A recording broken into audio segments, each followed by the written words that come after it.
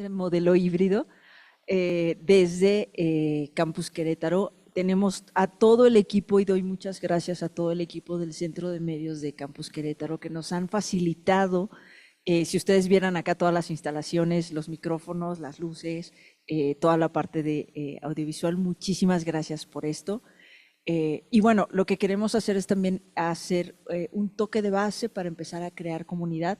Nosotros siempre vemos en la Escuela de Humanidades la creación de ecosistemas como una comunidad arbórea donde somos pequeñas semillas que se van tocando con los puentes de otras y abrevan de las investigaciones, de los saberes de otros colegas. Y desde aquí, bueno, por eso también es la invitación con Noemí Lugo. Me voy a dar la oportunidad de leer su semblanza. Antes de eso, les vamos a dejar en pantalla los códigos, dos códigos. El primer código es para un registro de asistencia. Esto es únicamente una numeralia que nosotros hacemos para saber el impacto que va teniendo este tipo de conversaciones. Les pedimos nada más que se registren, por favor. Es únicamente para, insisto, ir haciendo una medición de hasta dónde llega este tipo de conversaciones. Y el segundo código que van a ver es también un código que estamos usando para recabar sugerencias de temáticas, de posibles invitados, también recomendaciones, artículos, videos, documentales, que es una práctica que hacemos desde el año pasado también. Entonces, en este segundo código, si me ayudas, Anaí, encontrarán también lo que es las recomendaciones. Muchísimas gracias, Anaí. Y bueno, nosotros creemos en Horizontes Humanistas también como un espacio que se crea en comunidad y que se crea en comunidad en participación con la gente que se acerca acá. Hay personas que se han acercado incluso de otras áreas, incluso de otras escuelas, entonces bienvenidas, bienvenidos a este foro. Y ahora sí voy a dar lectura, una breve mención de la semblanza de nuestra expositora del día de hoy, la doctora Noemí Lugo. Es doctora en comunicación por la Universidad Pompeu Fabra. Es profesora investigadora nivel asociado del Departamento de Medios y Cultura Digital del Campus Querétaro, del Tecnológico de Monterrey, nuevamente de la Escuela de Humanidades y Educación, y pertenece al Sistema Nacional de Investigadoras e Investigadores de México en el nivel 1. Sus investigaciones están principalmente enfocadas en la intersección de la comunicación interactiva y la cultura digital con la educación y la salud desde una perspectiva siempre humanística y desde una perspectiva vinculada también a estudios sociales, estudios de cuidado. Es una de las precursoras de las investigaciones de cultura digital dentro de la Escuela de Humanidades y Educación y ha desarrollado diferentes proyectos tanto de capacitación como de investigación dentro de nuestra escuela. Para nosotros es de gran alegría que esté aquí con nosotros porque es una de las precursoras de todo lo que tiene que ver con las investigaciones de comunicación y transmedia e incluso que lo ha vinculado con otras áreas, insisto, desde la proyección de investigaciones digitales con estudios de medios, estudios de neurociencia, ya les platicaré un poquito más, y todo lo que tiene que ver con también estudios de cuidado, diversidad e inclusión. Actualmente participa en los proyectos de investigación como Cartografías del Miedo y también este proyecto está fondeado por fondos gubernamentales, Ciencia de Frontera, y es una vinculación con la Universidad Autónoma de Querétaro, entre otras cosas. Espero haber mencionado como los puntos principales. Noemí también tiene una gran trayectoria de publicación, tanto de artículos como de capítulos de investigación, artículos de investigación. Ha colaborado en actividades editoriales, entonces, bueno, es un referente de investigación dentro de Campus Querétaro, pero también dentro de la Escuela de Humanidades y Educación. Adelante, seguimos con la siguiente filmina. Y un poco también voy a presentar ¿cómo se llama? El proyecto que nos convoca el día de hoy es Emociones en la Era de la Inteligencia Artificial Generativa, una investigación y divulgación desde la mirada en la comunicación. Es un proyecto que está vinculado con cartografías lingüísticas del miedo que es uno de los socios formadores, y el eje es la idea o el objeto de estudio, que ha participado también en otros bloques. La charla abordará este proyecto desde una idea de cuál es el cómputo afectivo o la inteligencia artificial vinculada con las emociones. Lo que nosotros buscamos aquí es acercar otras perspectivas distintas de cómo la tecnología, las humanidades digitales, la inteligencia artificial hacen eco con las reflexiones que tenemos desde la Escuela de Humanidades y Educación, y sobre todo hacen eco con los problemas, las disyuntivas sociales a las que nos enfrentamos en lo cotidiano. ¿Por qué? Porque nuestro interés es, desde una mirada desde las humanidades, desde los estudios humanísticos, cómo podemos apuntalar posibles alternativas para hacer frente a las disyuntivas, las problemáticas a las que nos enfrentamos en el día a día, y cómo la inteligencia artificial, las nuevas tecnologías nos pueden también ayudar a pensar distinto y a proponer soluciones distintas. Sin más, no le robo más minutos a Noemí. Adelante, Noemí, el piso es tuyo. ¿Se escucha? Pues muchísimas gracias por estar aquí. Déjenme cómo me acomodo para ver al público y no estar tan de lado. Bueno, pues como ya lo dijo Ivonne, esta charla se titula Emociones como eje vinculador entre proyectos de investigación y entre la investigación y la docencia. Si podemos avanzar por ahí. Okay. Bueno, en esta presentación yo lo que pretendo es contestar 4 preguntas. Una es cómo contribuimos al conocimiento científico desde la investigación en humanidades digitales. Otra sería cómo experimentamos los proyectos de investigación cuando estos son en equipo o individuales. ¿Qué lugar tienen nuestras comezones? Esto lo empezamos a usar en Ale León y yo el año pasado, así como comezón tal cual con los estudiantes, y nos funcionó muy bien. Por comezones nos referíamos a inquietudes, preocupaciones, curiosidades e indignaciones, así como nuestras pasiones en la investigación, ¿no? O sea, ¿cómo influye eso en la generación de conocimiento? Porque parecería que siempre el conocimiento estuviera ahí como que fuera parte de nuestra cabeza y nunca de nuestras emociones. Luego, ¿cómo vinculamos la investigación con la docencia? Tal vez todo el mundo, pero quienes somos profesores investigadores, pues normalmente estamos comentando así de yo lo llevé a mi blog, hice esto y lo otro, pero a veces no lo comentamos con el resto del profesorado. Y luego, ¿cómo podemos considerar no solo el aprendizaje, sino la vivencia y las emociones de nuestro estudiantado en los retos? A mí en particular me preocupa que cuando queremos casos reales, también como que hay una parte que siento que si tienes tantos retos todo el tiempo, olvidamos qué tanto interpela ese reto y esa realidad al estudiantado. Yo lo tengo, ¿verdad? Y yo, ¿quién era? Pero no camina. ¿Lo estoy usando mal?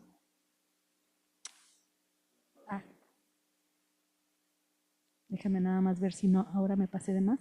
Le voy a agarrar el ritmo, ¿eh? Bueno, si no, ya me salté algo. Bueno, no, sí estaba bien. Nada más que tarda. Ya le agarré el ritmo. Bueno, como lo hemos mencionado, estos proyectos son de la línea de investigación y humanidades digitales. Esto que voy a presentar hoy es un enlace entre los subgrupos de medios, arte y cultura digital, que es en el que yo estoy, con, Maricruz, que acaba de ser ahora, investigadora emérita, diríamos, ¿no? Con Diego Zavala, Salvador Letoy, Omar Cerrillo y Jacob Bañuelos, y con el de analítica cultural, en el que están Manuel Cebral, Paula Ricarte, Martín del Campo, y no me acuerdo si hay alguien más, es un grupo pequeño. Pero todos conformamos el grupo grande de humanidades digitales, y yo siempre me siento así como ni de aquí ni de allá, o en los dos, que es mejor, ¿no? En los dos. En los proyectos de investigación de los que voy a hablar tienen este icono, para que no se hagan tanto bolas porque paso de una cosa a otra, que es el de cartografías lingüísticas del miedo.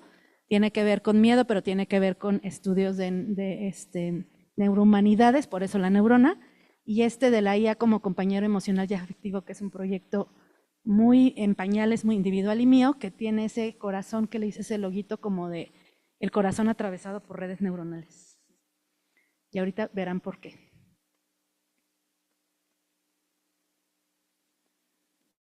¿No quiere? Ok, ¿a dónde? Acá, va.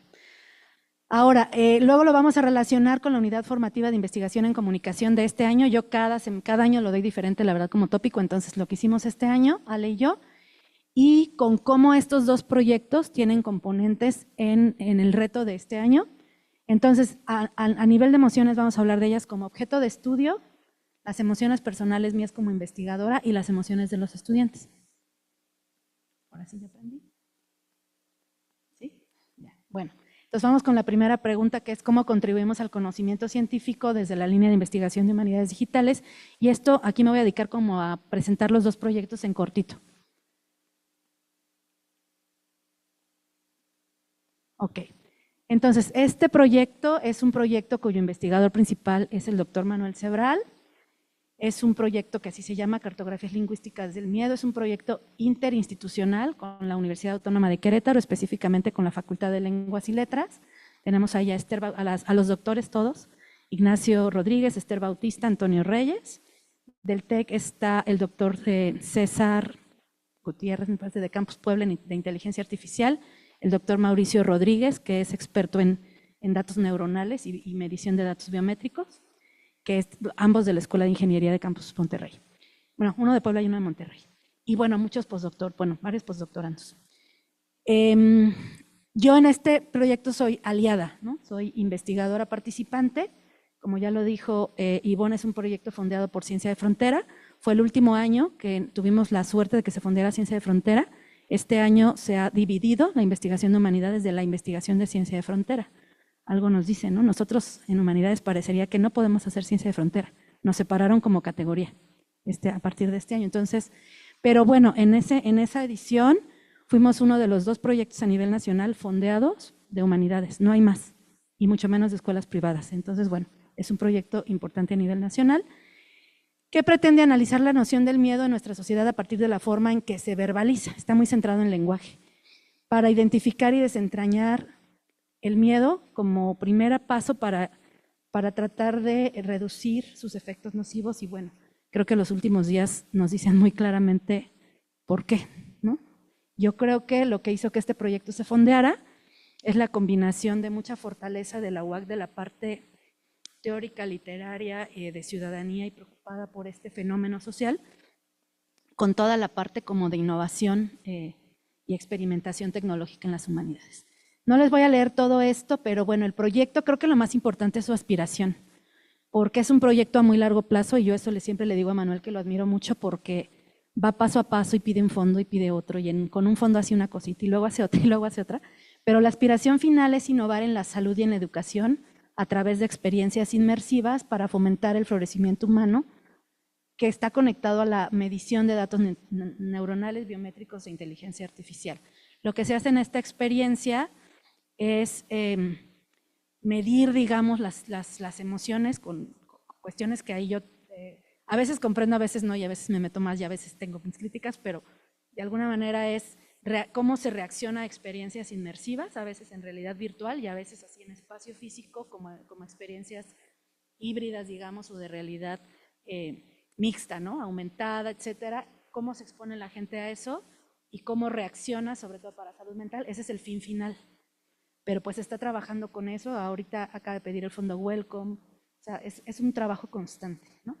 Creo que su innovación y contribuciones están como en abrir este campo de las neurohumanidades en México, que es un cruce en el que se trata de que de veras haya paridad, y ese es el reto, paridad entre las humanidades y las neurociencias, ¿no? Porque igual ya sabemos que parece siempre que las áreas más tecnológicas o las neurociencias, las áreas de la salud, las áreas de la ingeniería parecen pesar más, y la teoría de las neurohumanidades trata de establecer esto como un diálogo interdisciplinario realmente al mismo nivel.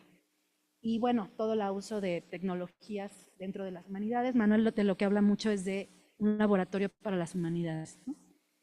No hablo más de esto porque en realidad le toca, yo creo, a Manuel decir más de eso, y seguramente en algún momento estará en este foro para contarles más. Yo terminaremos esta parte nada más hablando de que esto se compuso de dos partes en mayo 24, que fue, por un lado, unos workshops que estuvimos haciendo ahí en la UAC, muchas horas por día, en una semana, el showroom que ven acá, que sirvió para, o sea, entraron más o menos 60 personas a hacer la experiencia inmersiva, porque es individual. Entonces entraba, hagan de cuenta, en un espacio muy parecido a este, entraba la persona, le ponen todos los chunches, así nos vamos a decir, toda la cuestión del casco, que además el casco se hizo 3D, se hizo en Campus Monterrey, bueno, etcétera.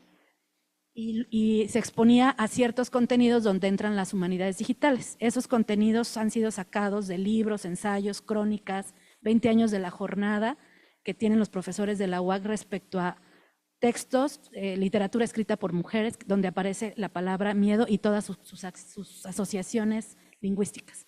Eso es parte de lo que se llama lingüística computacional, y en la UAC tenemos varios expertos en ello en la Facultad de Filosofía.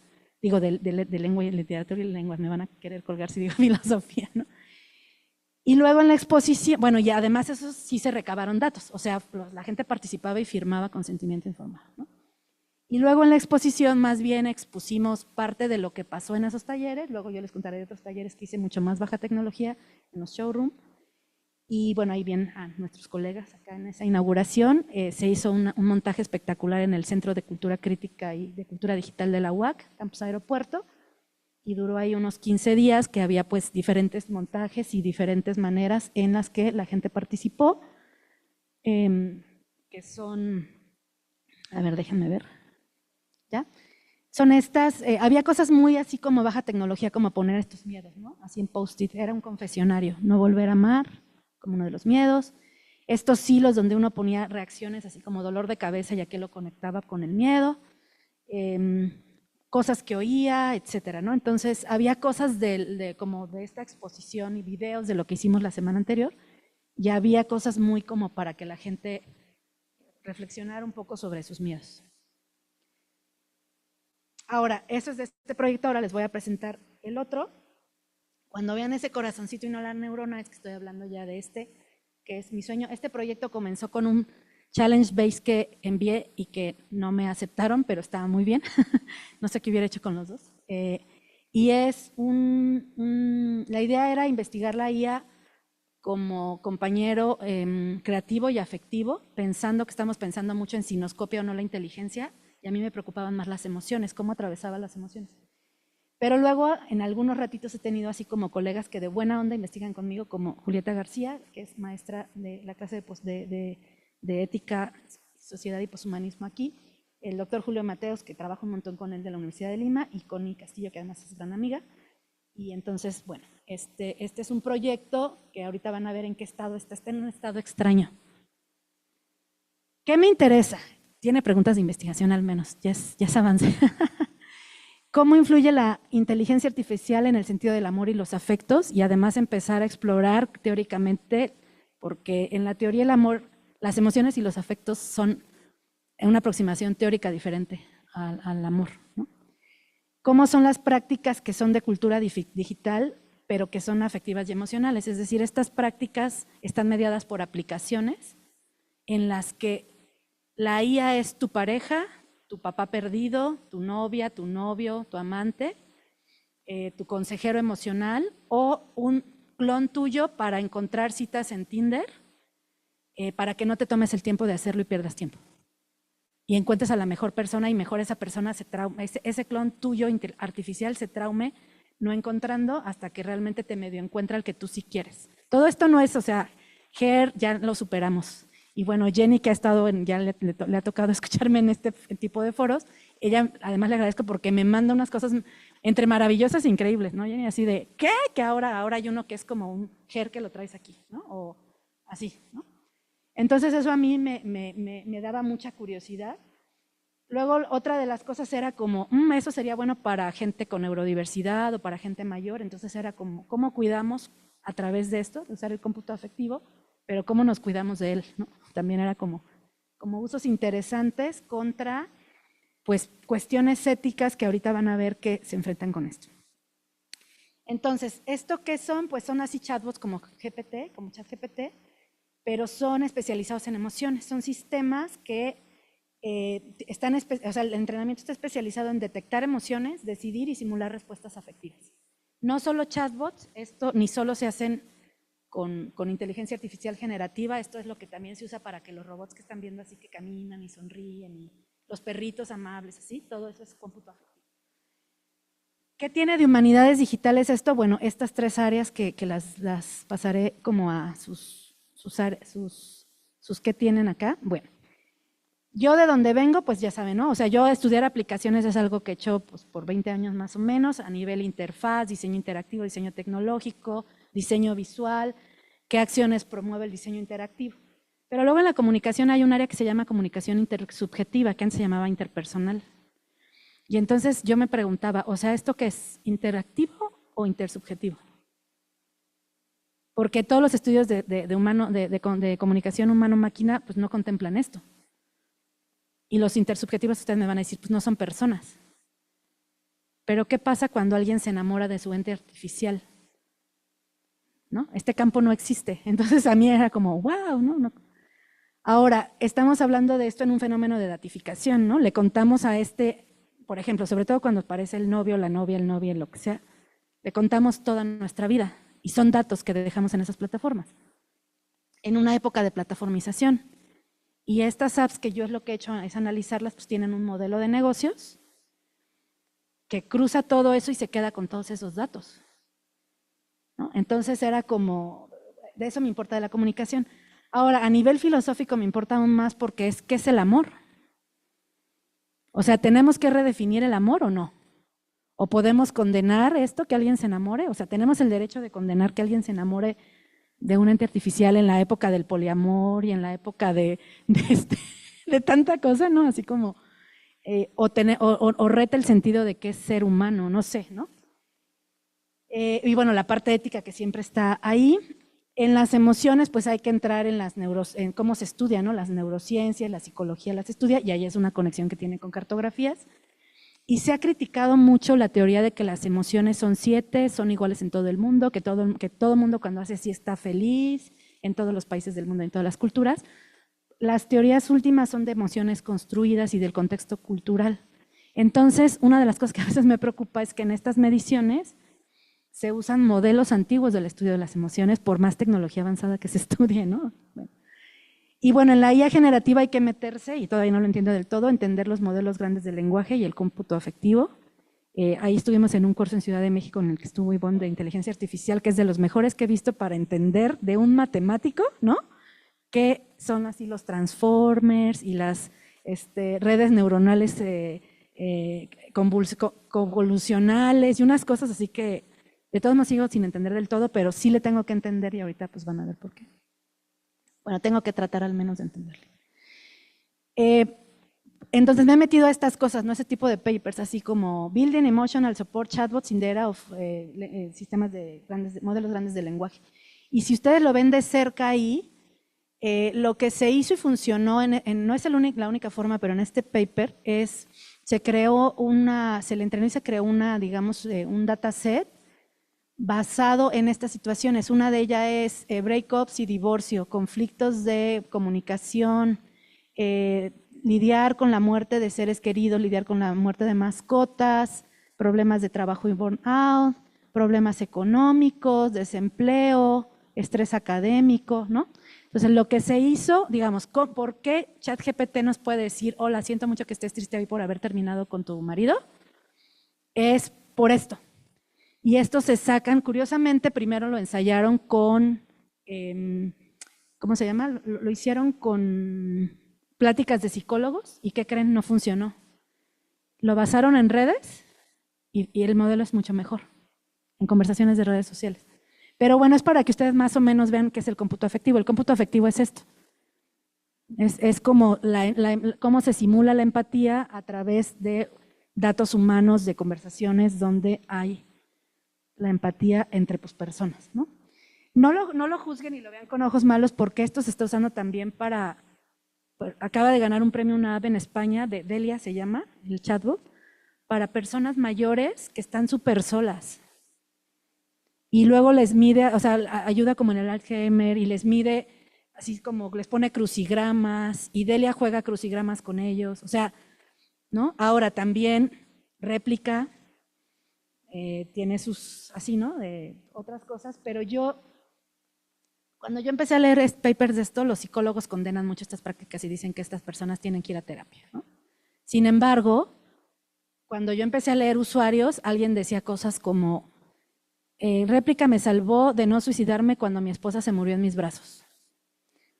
Entonces, yo la verdad, uno de los grandes atores que he tenido es la metodología para no juzgar a los usuarios, ¿no? Así como que no me voy a poner a hacer eso, entonces ahí me atoré un montón de tiempo.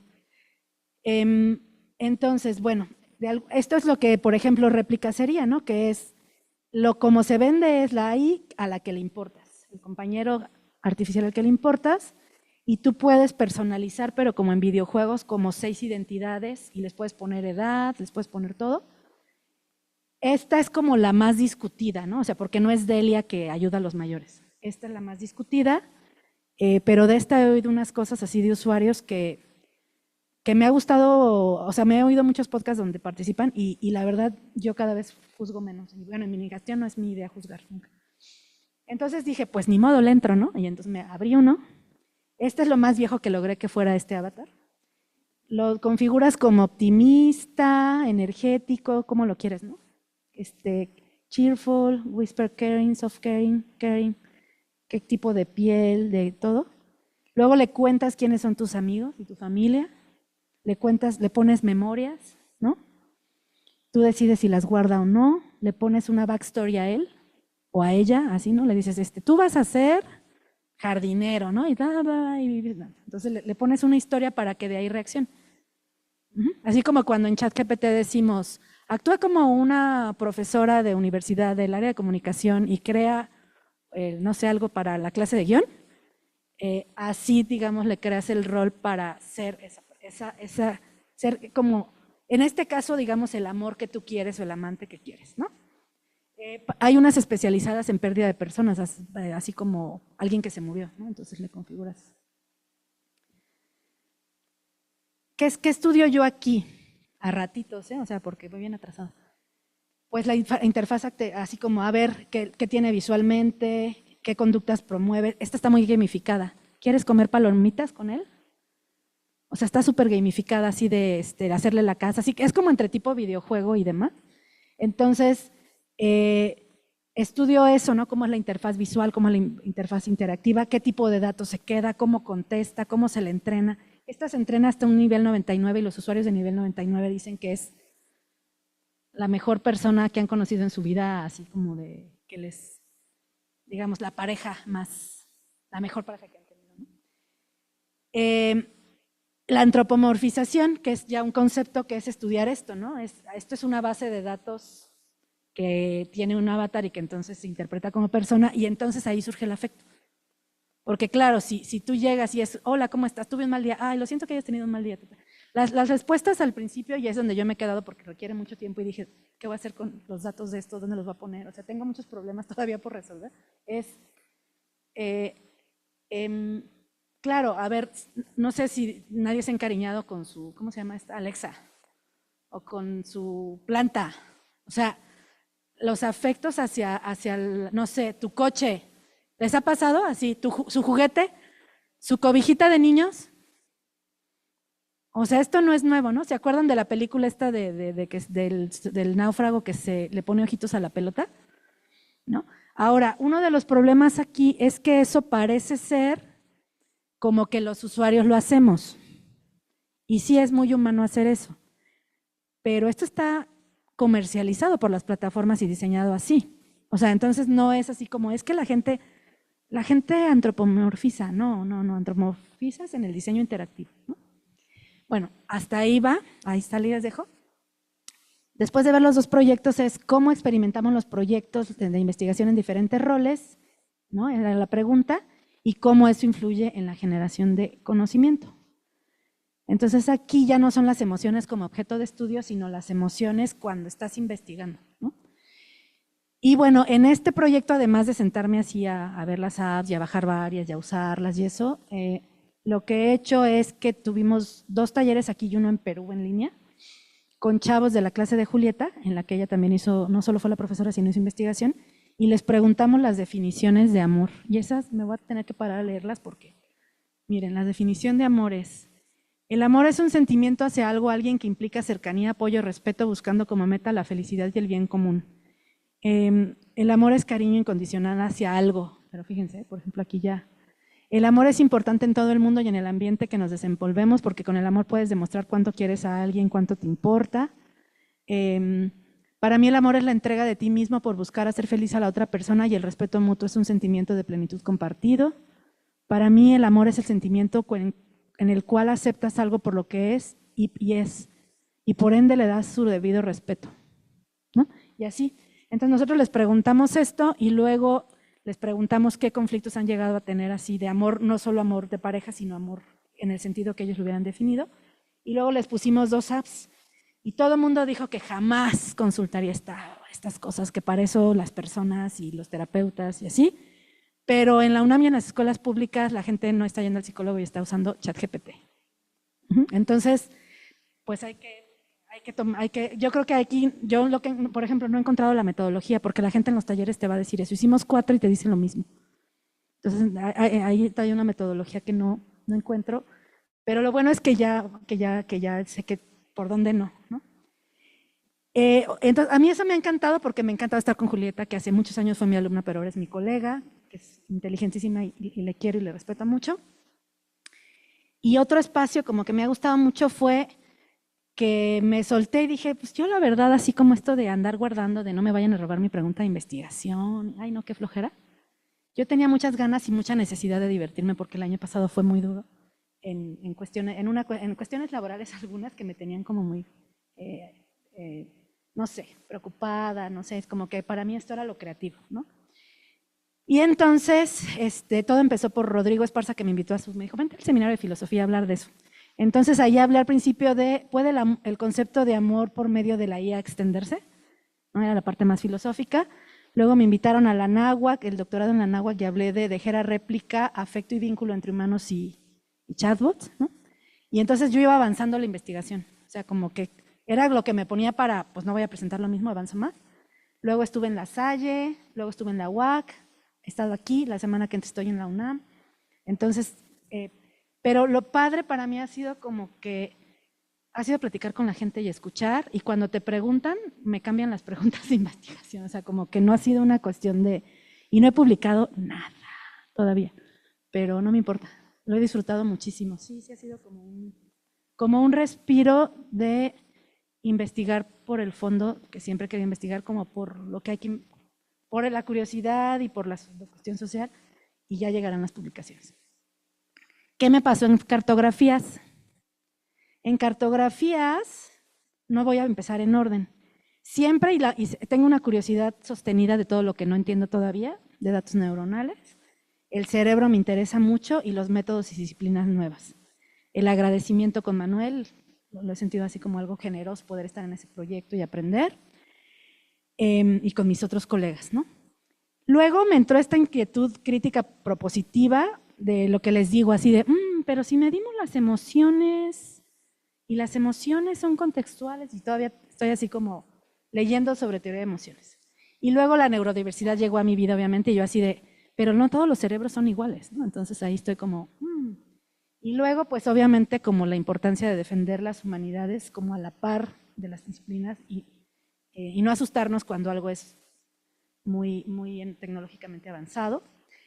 Pero sí me sentí, la verdad, mal, me sentía yo bien incompetente. O sea, con puro lingüista computacional, con pura gente así como muy, pues muy tecnóloga, ¿no? Y yo no sabía hacer esas cosas. Entonces me sentí frustrada. Y una cosa que me ayudó mucho fue como, oye, pero a mí me encantan los métodos, y yo quería hacer algo que dije, pues lo voy a usar para cartografías. Ya voy a acabar esta parte, ¿cómo van? ¿Sí me aguantan otros 15 minutos por ahí? Bueno, entonces lo que hice es que quería yo desarrollar desde antes una manera, la analítica cultural lo que hace es estudiar imágenes así, Big Data, pero es muy criticada en la comunicación porque sentimos en general que se queda por arriba. O sea, que si tú dices, analicé 10,000 imágenes de no sé qué, de Instagram, ¿y qué? Y analice así, ¿por qué no vemos como el análisis? Porque estamos acostumbrados a las humanidades y a la comunicación y a la sociología y al a la mirada cercana, ¿no? Esto es mirada distante, así se llama. Pero si tú analizas en semiótica, analizas una imagen y podrías hacer 4 páginas, ¿no? De una imagen. Y tenemos que llegar a un punto medio, porque efectivamente las redes pues, no se pueden estudiar así. Entonces, estuve explorando esto como muchos meses, ¿para qué les cuento detalles? Pero esos son 2 corpus de lo que realmente hay más en Instagram, que es en 15, o sea, yo estoy haciendo mucha etnografía en Instagram y en realidad lo que descubrí es, se habla mucho de los miedos en el contexto individual, terapéutico, no social, no relacionado al feminicidio, al secuestro, a desaparecidos, a fosas, eso no se habla en Instagram o no sale. No sabemos no sé si es el algoritmo o las personas. No hay social, ¿no? O sea, no está ligado al proyecto. No lo encontré en 8 meses. Pero sí hay mucho esto y entonces los 2 corpus, lo que más se pone en Instagram, así les juro, es miedo al fracaso y miedo al miedo. Y lo bajé, ahí sí aprendí ya, ¿no? A bajar por miles. Y luego lo limpié y total, que estas son 300, 600 imágenes, hicimos con Melón una visualización interactiva y entonces lo convertí en collages así, por categorías. O sea, son categorías así como por tema, categorías por estética, categorías, como clasifica uno en cualitativo, pero por bloques. Y entonces lo que analizo son los bloques. Entonces en el bloque tienes de a 80, de a 60, de 50, de 40. Y eso es lo que me inventé como analítica cultural crítica, no meramente por el método de cómo escogerla, sino por el tema y por la aproximación. Y es de lo que estoy haciendo un paper, estoy haciendo otro con Manuel y su doctoranda sobre los resultados en sí. Y bueno, la visualización la hice con Melón. Y entonces eso fue lo que salió de ahí. O sea, sí, y me encantó hacerlo y me clavó un montón. Y es algo que se puede aplicar a cualquier tema. Entonces, eso fue lo que aporté a cartografías y una cosa muy manual, que fue cartografías no lingüísticas, sino visuales, no técnicas, no, sino que antes de que entraran a ponerse la parte más de inmersión y neurodatos, hicimos 15 talleres de estos en una semana.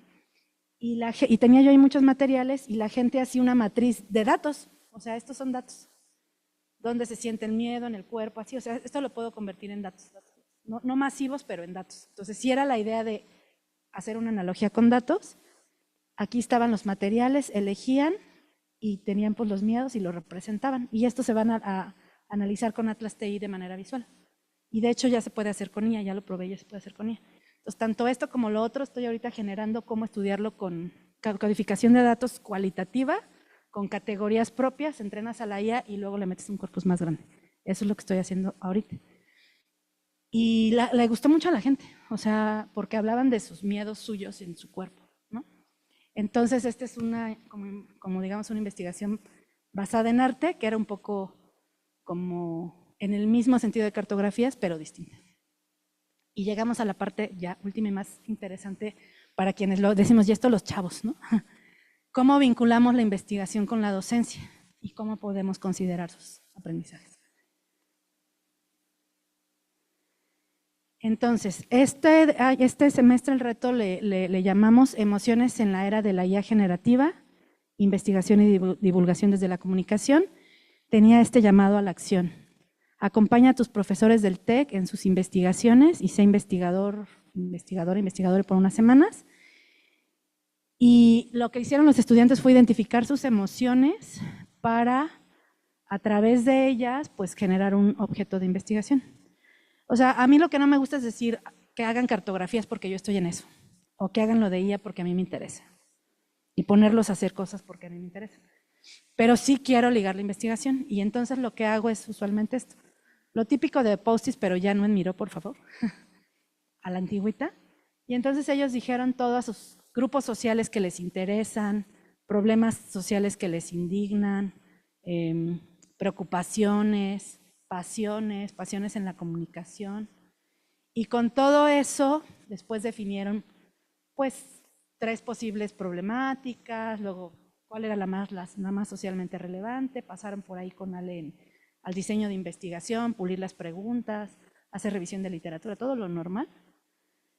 Pero salió súper bien empezar por ahí. Ahora, las emociones de las profesoras en los primeros días, eso ya lo hemos hecho Ale y yo 2 veces, en los primeros días les decimos por qué investigamos desde las emociones nosotros. Entonces, Ale investiga crimen organizado. Así que Ale llega, imagínense lo que es para nuestros estudiantes. O sea, Ale es la persona entre las más valientes que yo conozco. Aquí la tienen. Entonces Ale investiga eso y les dice, yo investigo eso porque no puedo admitir que y yo les hablo de por qué investigo neurodiversidad. Y después de eso eligen los programas de investigación, ¿no? Y al final, otra vez estuvieron, bueno, también estuvo Fernando Gutiérrez en una conferencia de inicio, hablando sobre inteligencia artificial y comunicación.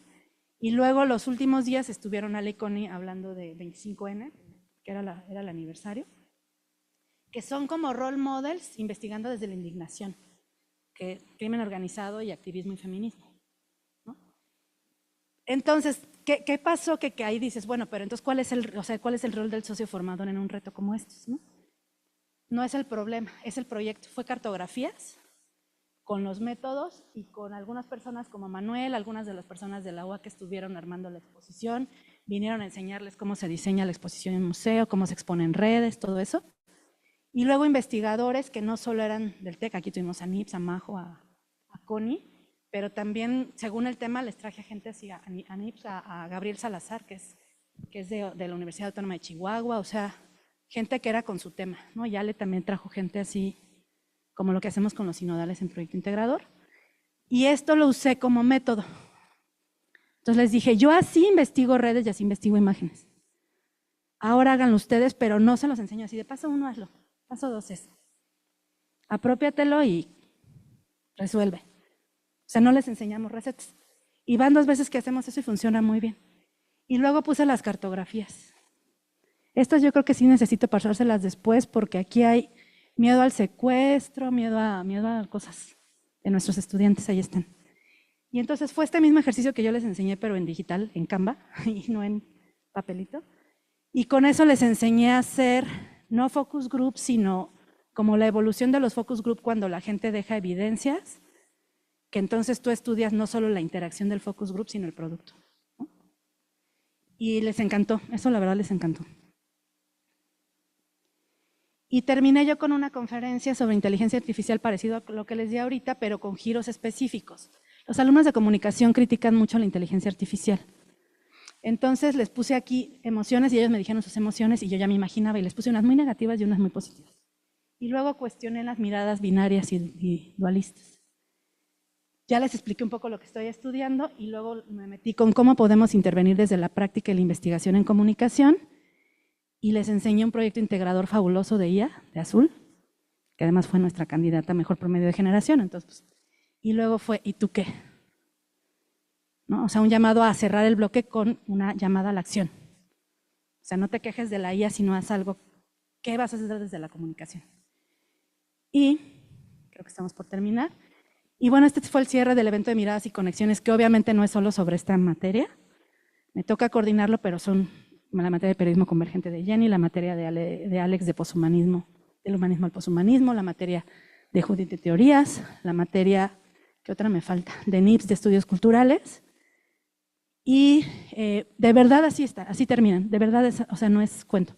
Pero además yo creo que así terminamos, bueno, yo espero que todos quienes terminan participamos ahí, hay que pulir ese evento, pero a nivel de lo que sucede ahí, si ustedes, y lo tengo si lo quieren, si escuchan ustedes el conversatorio de estudios y culturales y teoría, pasan cosas maravillosas.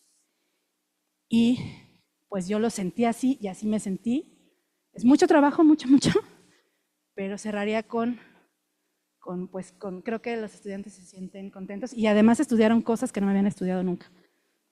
Por ejemplo, desaparición, nunca en la vida me lo habían estudiado en investigación en 7 años. Y estudiaron las fichas de las mujeres desaparecidas en Querétaro, estudiaron, pues siempre sale como muchos temas de género. 2 equipos estudiaron IA, pero no les forcé. 2 estudiaron IA, pero los demás no. Y a mí me gustó esa mezcla, ¿no?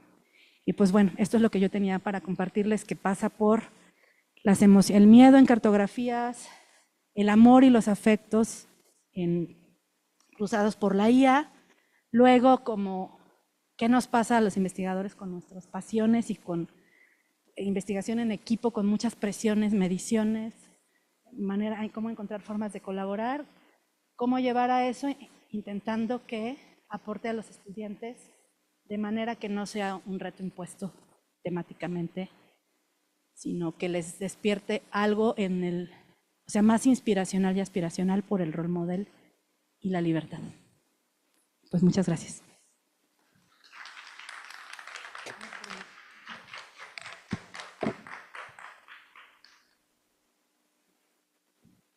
Bueno, como este es un espacio de diálogo de inicio, no sé si hay alguna pregunta en el modo digital. Acá en el foro, no sé si alguien tenga alguna pregunta que hacerle a Noemí.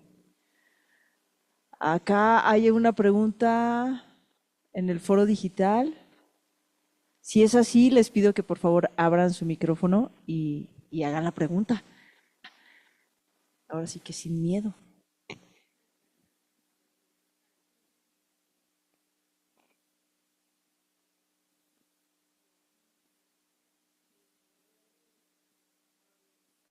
O abrir el chat, si nos ayudan, Anaí, por favor, si pudieras abrir el chat. Básicamente son felicitaciones por parte de los colegas.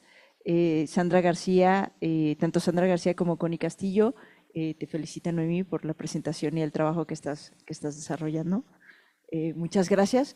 Y bueno, no sé si acá en el foro alguien tenga alguna pregunta, algún comentario, alguna inquietud que quiera compartir con Noemí.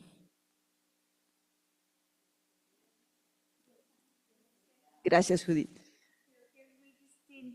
Primero felicitarte porque es muy distinto cuando uno ve los productos aislados a cuando te cuentan toda la cadena que he ido conectando, ¿no? A mí hay unos temas que me pican. Digo, qué tristeza, y lo digo como humanidad, ¿no? Que a estas alturas del desarrollo humano tengamos que estar buscando y diseñando modelos que simulen amores, que simulen cariños. Y pienso en Japón, ¿no? También estas sociedades ultramodernas donde el vínculo, ¿no? Y hoy en las noticias sale que somos país 10 en los países más felices del mundo, y no es por la supersituación económica que tenemos ni de seguridad, sino solo por los vínculos humanos con los que contamos. A mí ese tema me llega, ¿no? Pero me parece súper interesante cómo se mezcla ya en el proceso de investigación. Esa parte me parece súper linda, porque también eso de que aprendemos desde las cosas que nos emocionan, y a lo que a mí me emociona puede que a ti no te emocione, pero damos chance para los chicos. Eso me parece muy interesante. Y el tema del miedo, que creo que como sociedad hemos estado viendo escenarios terroríficos las últimas semanas. Y ahorita que decían, ¿por qué no sale el miedo social? Yo creo que porque no lo callamos mucho, porque no está aceptado, porque hablamos del miedo con el papá, la mamá o los seres más cercanos, pero el miedo social aparte se castiga, o sea, porque quien tiene la autoridad sale y dice que no, no es eso, que no es un lugar de muerte, que es otra cosa, que no. Entonces, me encantó ver, porque no siempre uno logra ver esa parte, ¿no? De cómo se ha ido concatenando una investigación que parece súper interesante. Abordar el tema de las emociones siempre es muy riesgoso, porque son muy personales, son culturales, son, ¿no? Pero me encantó cómo se fue vinculando con el tema del miedo y la corporalidad, y en los proyectos de teoría, y cómo acercarse desde ese otro lugar de las emociones de los chicos. Eso lo valoro mucho. Muchas felicidades. Gracias, Judith. ¿Algo que quieras comentar? Sí, sí, yo cuando, o sea, a mí me ha metido en aspectos, investigar esto filosóficos, tal, porque creo que para mí lo sí muy importante es no condenar a los usuarios, pero creo que es revelador y es diferente eso, ¿no? Entonces yo digo, ¿qué nos revela más que del usuario tal o decir, ay, este hombre cuando yo lo comenté con un colega psicólogo, sí decía, no, esa persona tiene un problema de apego, ¿no? Y ya empecé a leer de la teoría de apego y dije, ah, ya le entendí por qué dice eso. Pero en realidad a mí lo que se me hace es revelador. O sea, yo digo, ¿por qué nos espanta esa práctica de la persona y no nos preguntamos que seguramente le estamos dejando solos? O sea, yo creo que nos revela algo de la sociedad, no del usuario. O sea, yo creo que nos revela algo de nosotros. O sea, yo dije, si aquí hay un alumno o un colega que por vergüenza no dice que lo usa y lo usa, como novio, novia, tal, en primera que sea libre, o sea, si le excita, dale, ¿no? O sea, no me preocupa eso. Pero si estás solo y es el afecto que puedes sentir, y a lo mejor pasa por la cafetería y yo no le saludo, ahí sí, más bien más que, como que a mí lo que me dio fue como, pues más bien es un espejo social, ¿no? O sea, estamos dejando solas a las personas. Y luego empecé a leer y sí resulta que los adultos, o sea, estamos en un momento que en todos los países del mundo el 70, así tengo los datos por ahí, dice sentirse solo. El 70% de las personas adultas. No de mayores, ¿eh? O sea, nosotros, nuestra generación. Y luego lo empecé a conectar pues con cuentos así, no sé si han visto esas historias como de la mujer que creyó que era Brad Pitt, de esta persona que se le acerca y se queda con 800,000 libras. Es parecido. Y la gente dice, ay, pero qué bruta, qué mujer tan tonta. ¿Cómo es posible que creyera que Brad Pitt la va a querer y la ama? Sí, sí, es muy tonto, pero es similar. O sea, por eso me ha interesado, porque está conectado a otras cosas. Ahora, cuando yo dije, como no voy a juzgar a mis usuarios, las voy a usar, pues me fui para atrás. En primera, porque dije, ¿dónde voy a juntar esos datos? ¿Cuánto tiempo necesito usarla para que no me diga bobadas? No tengo la paciencia. Y luego dije, no, como que sí me da miedo usarla así, que al rato yo termine enamorado de whoever, ¿no? Ajá. Sí, y entonces dije, ay, pues ¿cómo le hago, no? Y todavía estoy atorada, o sea, es algo que esta propuesta yo la estoy pidiendo para sabático porque no la he resuelto, o sea, no sé si me lo van a dar o no, pero voy lento porque es difícil estudiar esto.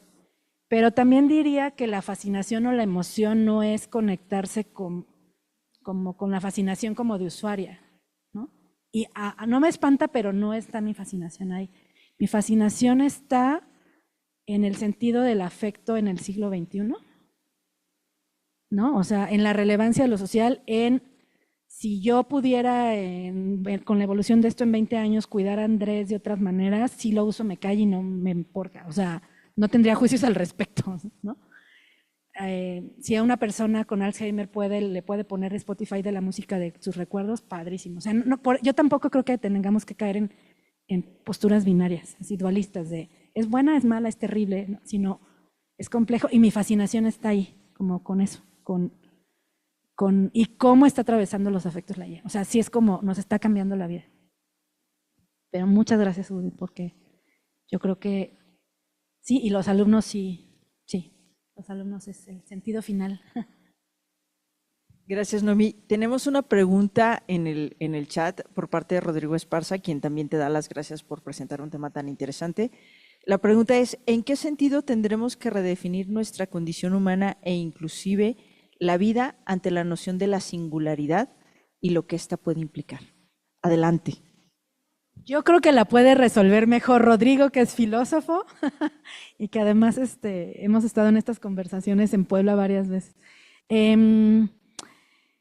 Yo creo que ahí está la fascinación por la no respuesta, pero creo que ese es el chiste. O sea, es cuando nosotros pensamos, ay, es que la IA ya me hace las tareas, ya es más inteligente, y además la antropomorfizamos, ¿es más lista o no que nosotros?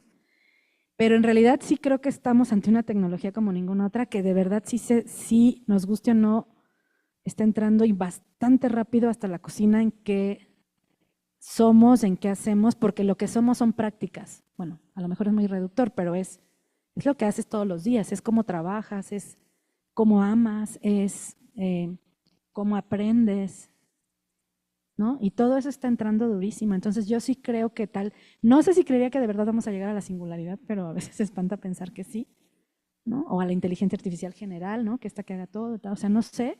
A veces me espanta porque creo que sí vamos muy rápido, pero creo precisamente que la fascinación está en que no podemos dejar que no sea objeto de estudio ni objeto de práctica y nada más cerrar los ojos. Eso sí, a eso me niego personalmente. Pero no sé, Rodrigo, tú eres filósofo. Yo te devuelvo la pregunta.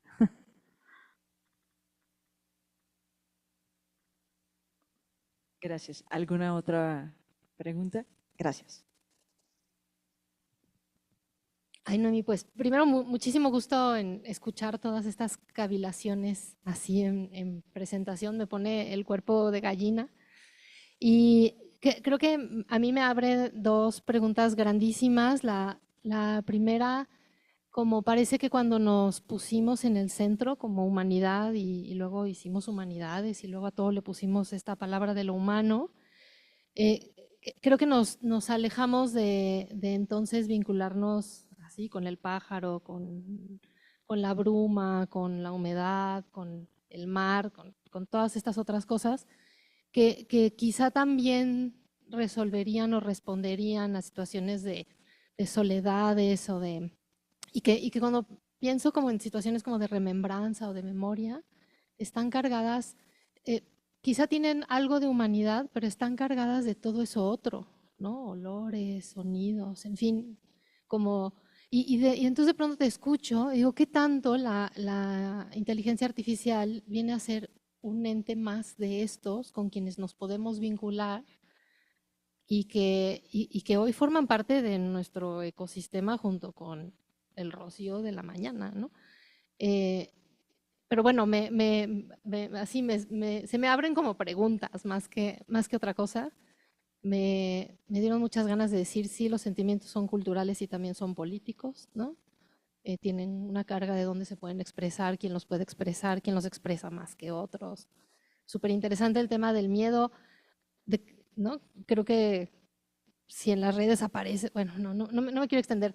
Me emocionó muchísimo escuchar y pensarnos como, pues sí, como posthumanos, en donde lo posthumano no solo es mirar el entorno, sino una tecnología que no podemos negar, que ahí está y que nos atraviesa todo el tiempo.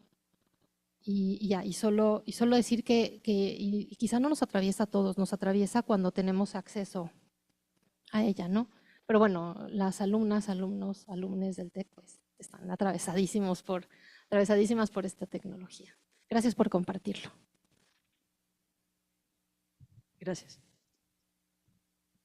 Pues gracias. Yo también creo que, y creo que contesta a Rodrigo, es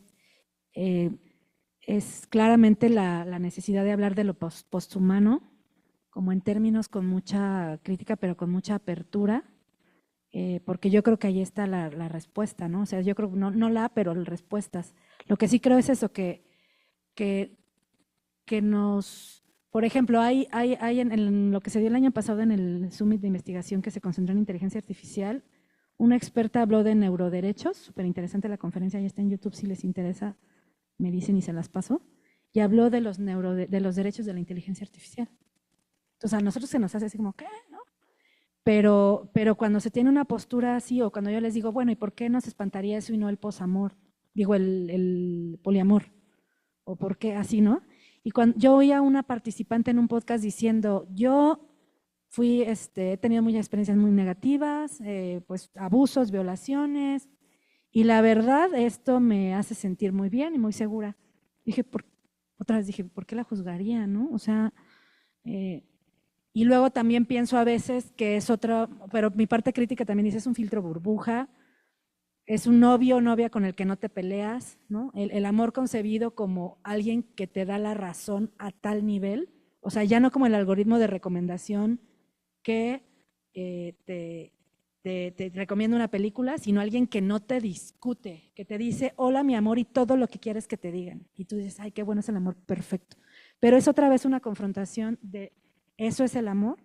No tengo las respuestas, la fascinación está ahí, pero sí me devuelve de verdad a no juzgar a los, o sea, mi respuesta siempre será no juzgar a los usuarios, sino ponerme crítica con el fenómeno. Y el fenómeno no es dual, el fenómeno es bien complejo, porque luego están las plataformas que réplica cuesta 2,000 pesos al mes. Y no me quiero imaginar lo que hace con los datos. Por eso les digo, no es así. Pero yo me alejo de, oh, pro réplica o qué horror réplica, ¿eh? O sea, yo creo que eso no nos va a dar respuestas.